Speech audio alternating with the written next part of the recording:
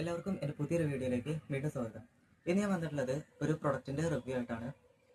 നമുക്കൊക്കെ വീട്ടിൽ നിന്ന് തന്നെ സിമ്പിളായിട്ട് നമ്മുടെ സ്കൂട്ടിയും അതുപോലെ തന്നെ ബൈക്കുമൊക്കെ ഫിറ്റ് ചെയ്യാൻ പറ്റുന്ന ഒരു മൊബൈൽ ഫോൺ ചാർജറിൻ്റെ റിവ്യൂ ആണ് ഞാൻ ചെയ്യാൻ വേണ്ടി പോകുന്നത്. അപ്പോൾ നമുക്ക് ഒട്ടും സമയം കളയണ്ട, നേരെ വീഡിയോയിലേക്ക് പോകുന്നത്. ഇതാണ് നമ്മളുടെ ബോക്സ് വരുന്നത്.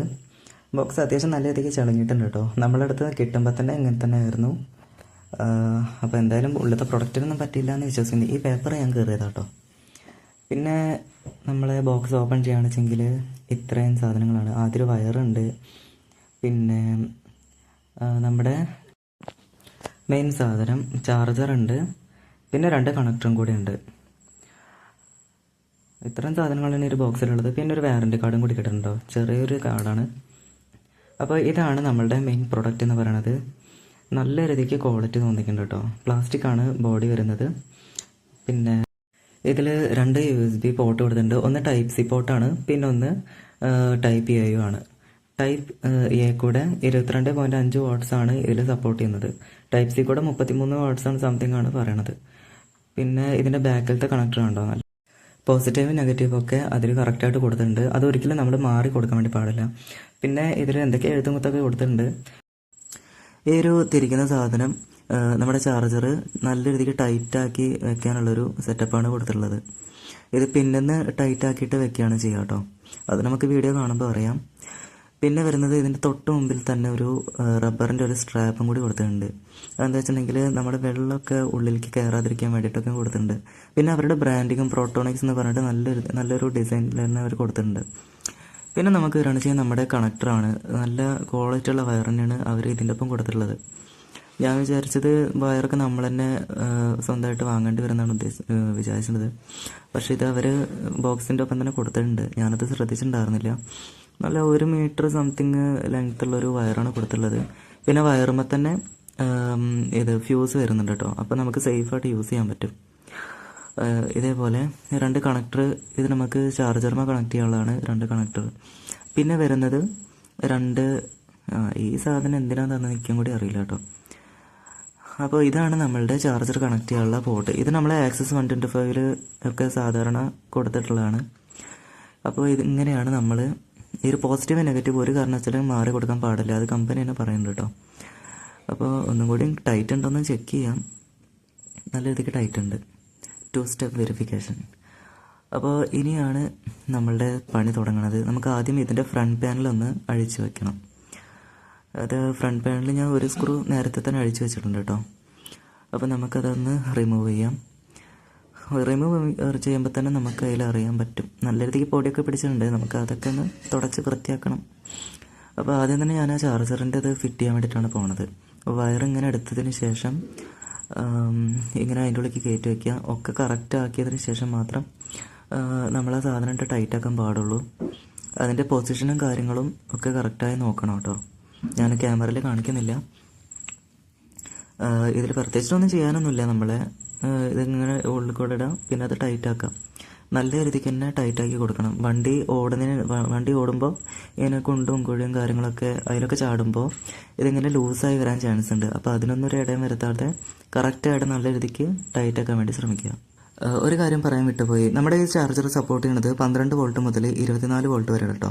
നമ്മുടെ സ്കൂട്ടിയിൽ നിന്നൊക്കെ മാക്സിമം വരുന്നത് 14 വോൾട്ട് വരെ ഉള്ളൂ.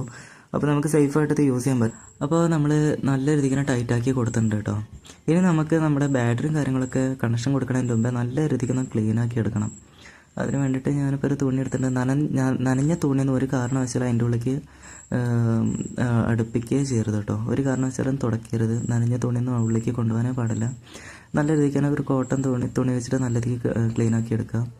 അതിനുശേഷം മാത്രം നമ്മൾ ടെർമിനൽ കംപ്ലീറ്റ് ഒന്ന് ലൂസാക്കി കൊടുക്കുക. എന്നിട്ട് നമ്മുടെ പോസിറ്റീവ് ആദ്യം കൊടുക്കാം. പോസിറ്റീവ് നെഗറ്റീവ് ഒക്കെ കൊടുക്കുന്നതിന് മുമ്പ് അത് ഫസ്റ്റ് നെഗറ്റീവ് കൊടുക്കണം എന്നാണ് കണ്ടോർന്ന് റൂളുള്ളത്. പക്ഷെ ഞാൻ ആ സമയത്ത് ചെയ്യുമ്പോൾ എനിക്കതൊന്നും ഓർമ്മ ഉണ്ടായിരുന്നില്ല. അപ്പോൾ നമ്മുടെ പോസിറ്റീവ് ടെർമിനലാണ് ഞാൻ ആദ്യം കൊടുക്കുന്നത്. അപ്പോൾ നല്ല രീതിക്ക് ടൈറ്റാക്കി ഒരിക്കലും ലൂസായി വരാൻ ചാൻസ് ഇല്ലാത്ത രീതിക്ക് നല്ലപോലെ തന്നെ അങ്ങനെ കണക്ട് ചെയ്ത് കൊടുക്കുക കേട്ടോ. ഒരു ഗ്രീൻ വയർ ഉണ്ട്, അതിൻ്റെ മീറ്ററിൻ്റെയാണ്. നമ്മളെ അനലോഗ് നമ്മളെ മീറ്റർ ഉണ്ടല്ലോ അത്. പിന്നെ നെഗറ്റീവ് കൊടുക്കുക. നെഗറ്റീവ് നല്ല രീതിക്ക് ടൈറ്റാക്കുക. അതിനുശേഷം നമ്മൾ വയറും കാര്യങ്ങളൊക്കെ ഒന്ന് സെറ്റാക്കി വെക്കണം കേട്ടോ. ഞാനത് ഓൾറെഡി സെറ്റാക്കി വെച്ചിട്ടുണ്ട്. അപ്പോൾ നമ്മൾ ഇതൊക്കെ ഓൺ ആക്കുമ്പോൾ കണ്ടോ, ഇതിൽ ഡിസ്പ്ലേ ഉണ്ട്. ഇത് ഡിസ്പ്ലേയിൽ കാണിക്കുന്നത് വോൾട്ടേജ് എന്താ വെച്ചാൽ നമ്മുടെ ബാറ്ററിയിൽ നിന്ന് വരുന്ന ചാർജ് ഉണ്ടല്ലോ, അതാണ് കാണിക്കുന്നത്. അല്ലാണ്ട് നമ്മളുടെ ഫോൺ കണക്ട് ചെയ്താൽ അതിൻ്റെ ചാർജിങ് സ്പീഡൊന്നും കാണിക്കില്ല. നമ്മുടെ ബാറ്ററിയിൽ, അതായത് നമ്മൾ സ്കൂട്ടീൻ്റെ ബാറ്ററിയിൽ എത്ര ചാർജ് ഉണ്ടോ അത് മാത്രമേ അതിൽ കാണിക്കുകയുള്ളൂ. ഡിസ്പ്ലേ എല്ലാം തന്നെ ഭാഗ്യം. അപ്പോൾ നമുക്കൊന്ന് പ്രൊഫഷണലായിട്ടൊന്ന് തോന്നിക്കുകയും ചെയ്യും. എല്ലാ വണ്ടികൾക്കും അത്രയും നല്ല രീതിക്ക് ചേരുന്നൊരു ഡിസൈനാണ് അവരിതിൽ കൊടുത്തിട്ടുള്ളത് കേട്ടോ. നമ്മുടെ വർക്കൊക്കെ ഇവിടെ കഴിഞ്ഞിട്ടുണ്ട്. ഇപ്പം നിങ്ങൾ കണ്ടുകൊണ്ടിരിക്കുന്നത് സ്കൂട്ടിയിലുള്ള ബാറ്ററി ലെവലാണ്. അപ്പോൾ ഞാനിപ്പോൾ സ്കൂട്ടിയിൽ നിന്ന് സ്റ്റാർട്ടാക്കാൻ വേണ്ടി പോവാണ്. എൻജിൻ സ്റ്റാർട്ടാക്കി കാണിച്ചു തരാം. അപ്പോൾ ബാറ്ററി ലെവൽ ഉയരുന്നത് കാണാം.